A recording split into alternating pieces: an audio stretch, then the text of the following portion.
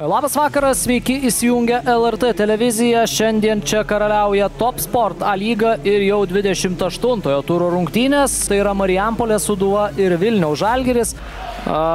Turėjo čia šiek tiek vargo.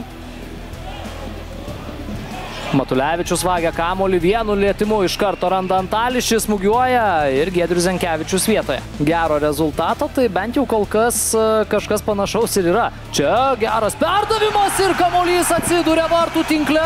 Man iš pirmo žvilgsnio pasirodė, kad Artiomas Fedorovas taps šio įvarčio autoriumi, berods neprilėtė kamuolio Rokas Filipavičius, bet, na, kaip bebūtų... Nelėtė kamuolio Rokas Filipavičius, įvartis įrašytas turėtų būti Artiomui Fedorovui, na ir...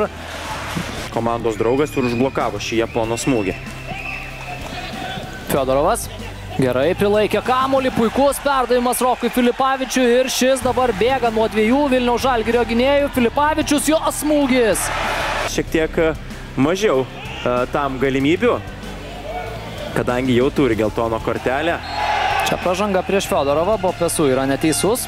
Svečiams apsiginti, tiek Jansonas, tiek Libio Antalis grįžę pakankamai arti savo baudos aikštelės. Tikrai pavojingas smūgis į vartus, Klavas Kramenas. Mazuras. Bopesu. Į baudos aikštelę randa čia Jansoną, Bopesu ir Giedrius Zenkevičius gelbėja komandą. Jau geriau ir neberungtyniauti. Tad bent jau kol kas Maksimovičių matysime. O čia kiek kuriozinis epizodas, Mutaši nesitikėjo, būtent taip greit bus išleistas į aikštę Maksimovičius ir net nesidairė į tą pusę. Antalio smūgis, Zenkevičius demonstruoja savo meistriškumą. Manfredas Lukančiukas rodo į 11 metrų žymą ir rodo geltoną kortelę Aleksandrui Živanovičiui, tai yra 11 metrų baudinys ir Vilniaus Žalgiris turės puikų šansą išlyginti rezultatą. Štai taip, sužaidus vos 8 minutės antrajame rungtynių kėlinyje. 11 metrų baudinys yra paliekamas ir dabar jau nuaidi Lukančiuko švilpukas. Antalis įsibėgėja, smūgis ir kamuolys vartose 1-1.